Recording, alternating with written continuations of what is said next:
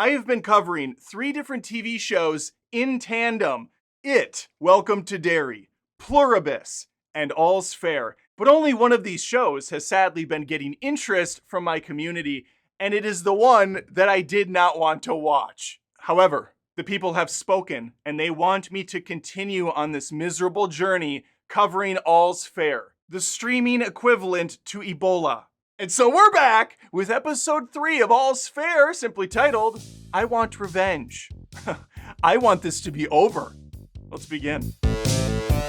Say if you find yourself fancying these recap spoiler videos and watching a grown man's soul leave his body, leaving nothing left but a vacant husk of a person, feel free to sub to the show Adam Does Movies on YouTube, Spotify, and Apple Podcast. All right, let the misery commence. Kim Kardashian, who once again has a character name, but I'm not going to bother learning it. I know the other ones, but she's always Kim K to me. She's talking to the rest of the gals about vaginal rejuvenation secrets.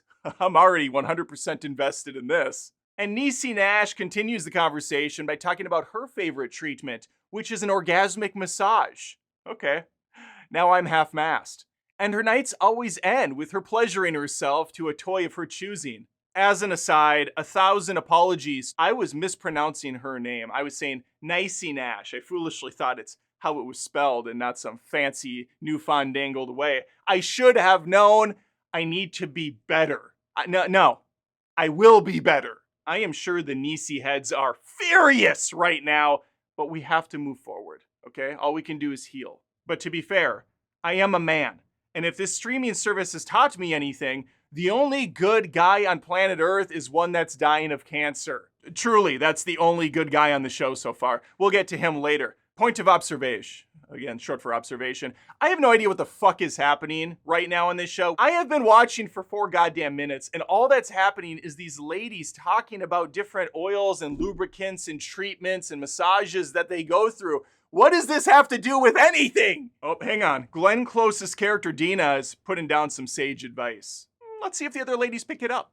Oh, okay, thank heavens. The title card has finally hit. We're off to the races. Which means the client of the week has entered the chat. Oh! Oh! What is going on with this woman? Wait.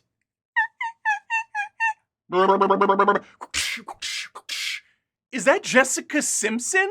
Or what was once Jessica Simpson? We find out she's in a relationship with a rock star who's been very unfaithful. Shocker! Apparently, her character got a bunch of work done to try to satisfy him. He kept requesting more, though. It was never enough. And next thing you know, this piece of shit has turned his once beautiful wife into a Frankenstein's monster of a woman. And Kim Kardashian's looking at her like, man, I need to get my lips that large. Emerald Green, now dressed as a 70s stewardess, has been continuing her ongoing investigation into Chase and has found that he's been unfaithful several times over. He's been sticking it in more than just Kim's receptionist. This time, it's a trans sex worker, as one does. And I gotta give a special shout out to Kim Kardashian's acting in this scene. Holy wow, wow, wowie, wow, wow, wow. Amazing performance that she's able to produce tears without moving a single inch of her face at all. Just completely stonewalled, and then tear trickles down. It's truly impeccable stuff. In fact, I think it deserves a round of applause. Good job, Kimmy!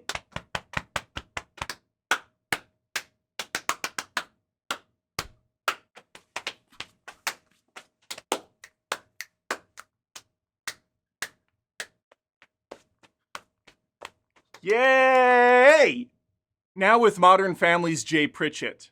He's the one with cancer, the only good guy in the show. He learns from his doctor that he has less time left than he originally thought. And I don't believe a vaginal cleanse is going to help anything in this case. Meanwhile, Kim and Milan are waiting at a hospital lobby? Honestly, I have no idea. That looks more like the fanciest hotel lobby I've never been in. But everything about this show is super in touch and down to earth. They're getting tested for STDs. Oh, that's fun. That's something they both share, along with Chase. Although I think they're sharing Chase with a lot of other people too, as it sounds as if he's sticking his dick in anything with a vagina, or not a vagina.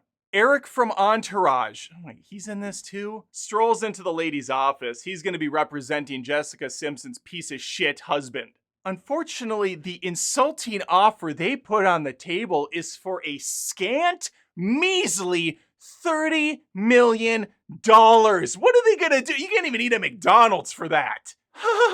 What a joke. Kim and her super best friends have a different offer, and that's for $100 million and a go fuck yourself. I think that's really the most reasonable ask. Eric and his rock star client are gonna mull things over for the afternoon. I think. I honestly stopped paying attention and was completely focused on Kim Kardashian's beautiful cleavage that's always on full display. These are very highly respected, powerful women that are showcasing their assets in a very, I'd say, tasteful light. Ladies and germs, we have ourselves the showdown of the ages. This is what it's all led to, folks. It's Car versus Dina, baby! And might I just say, Dina looks ravishing in her golden ensemble. While Car, on the other hand, is giving, I'm a present from the Nightmare Before Christmas. That bow is out of control. She's also wearing some Black Widow gloves or something. What are you, in the Addams Family all of a sudden? What is this outfit? Car is not playing games right now. Remember, people, Car is representing the client Chase. Dina was the mentor of both Car and Kim Kardashian, but she's very much siding with Kim K, as we all are, of course. Again, Car is playing hardball, and she even admits it. She says, and I quote, "I'm being a greedy little pig bottom."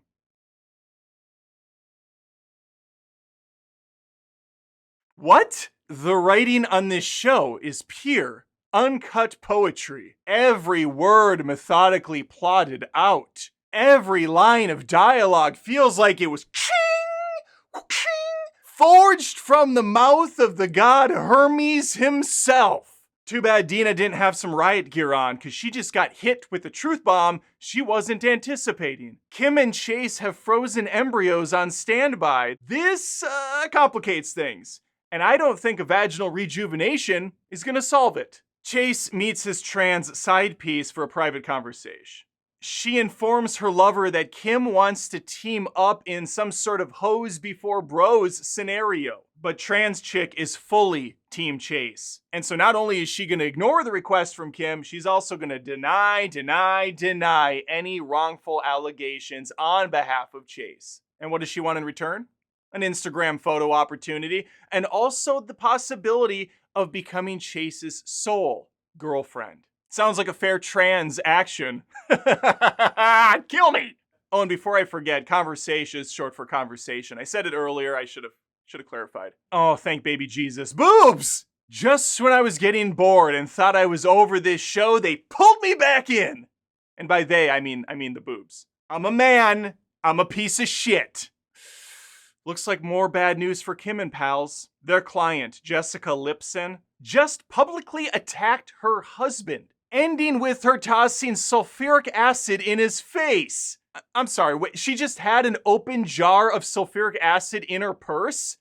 As one does? Back with the lawyerettes. An intervention for Kimmy is underway. They want her to forget this whole revenge mission angle and live her life to its fullest. That's really the best source of revenge you can get, showcasing to Chase that he means nothing to her. And I think the message has been received. Kim heads on over to Milan's place. Keep in mind, Milan is the receptionist of Kim's, and she's carrying Chase's baby. Also, she lives in a fucking mansion.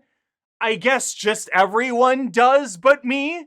Kim's there to help set up the baby room. Oh, that's nice. And we could not go an episode without them having a celebratory drink of champagne.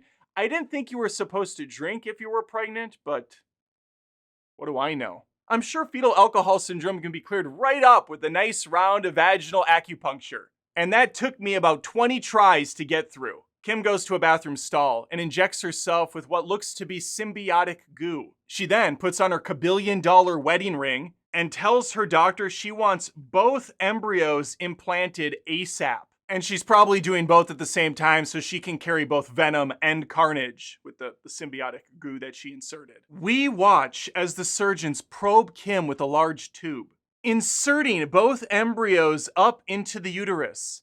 And now, This is unfortunately the only way I can achieve climax. It is at this moment that Kim envisions herself on a beach, marrying the love of her life, Chase, surrounded by all of their friends.